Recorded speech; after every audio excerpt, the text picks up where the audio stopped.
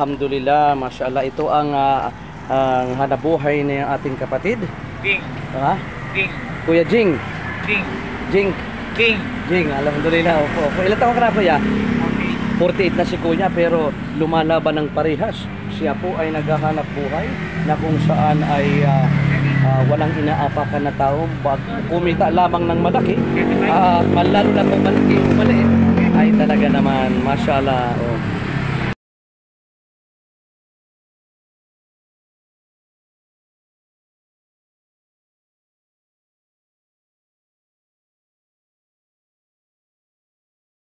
Ako po ay nagpupuri at papasalamat na pinahintulutan tayo ng Panginoon na magkita tayo.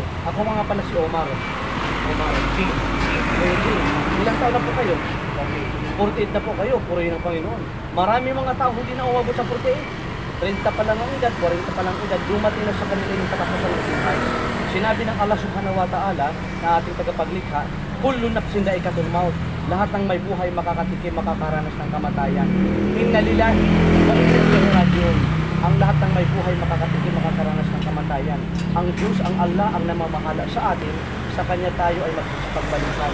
Wa inna illa rabbina lamunqalibun. Talagang-talaga sa Panginoon tayo ay magsisipagbalikan. Alhamdulillah, ako ay natutuwa na ako ay iyong pinaunlakan. Nais kong ibahagi sa iyo ang kagandahan ng relihiyong Islam. Ang Islam ay dinango sa salitang salam na ang ibig sabihin ay kapayapaan. Ito po ang Islam, ang aprobado at perfectong relihiyon, binigay, pinahintulot para sa sangkatauhan, ibinigay ng Diyos sa sangkatauhan. Sinabi ng Allah Subhanahu wa Ta'ala sa kanyang maluwalhating banal na Quran, "Al-yawma akmaltu lakum dinakum wa atmamtu alaykum ni'mati wa raditu lakum al-Islam dinan." Sa mga araw na ito ay nilubos ng Diyos ang pagbigay sa atin, ibinigay sa atin ang Islam bilang ating relihiyon. Ano yung ating mga naririnig ng iba't ibang sikta, relihiyong denominasyon? Yan ay realidad. Totoo yan, marami tayong naririnig na makikita ng iba't ibang sikta. Pero sinabi ng Allah Subhanahu wa Ta'ala, "Wa may yabtaghi ghayra al-Islam dinan fahuwa yuqbalu minhu wa huwa fil akhirati minal khasirin."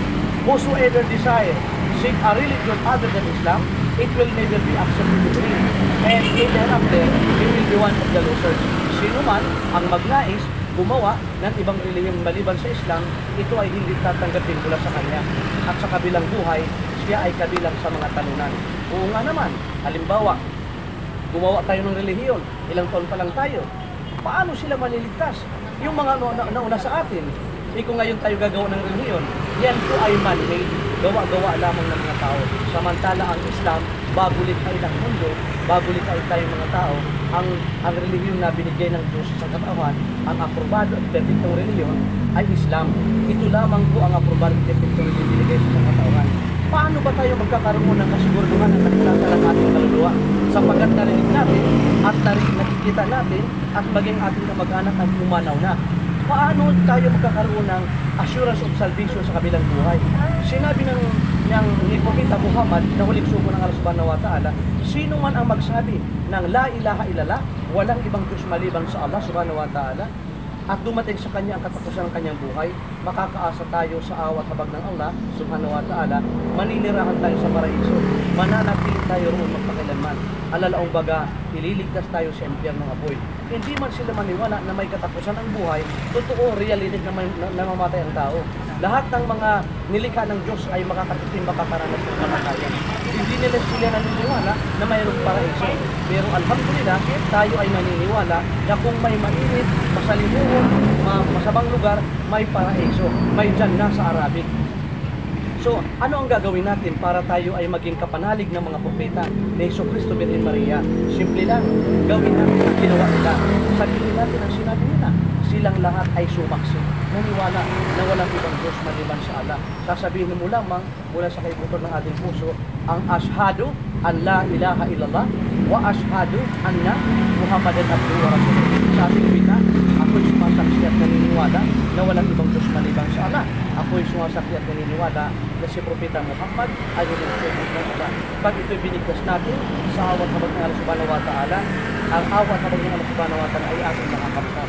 Kaya bago tayo maghiwalay, nais kong alalayan ka. Ganyan po yung kanang kamay. Sabihin mo, ashhadu. Ganyan ang kamay. Sabihin mo, ashhadu an la ilaha illa Allah Hamda. Allah Allah. wa ashhadu Wa asyhadu anna anna Muhammad Muhammad Rasul. Rasul.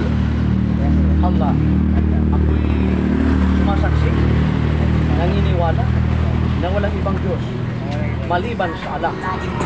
Ako'y sumasaksi at naniniwala na si Propeta Muhammad ay huling sugo ng Allah.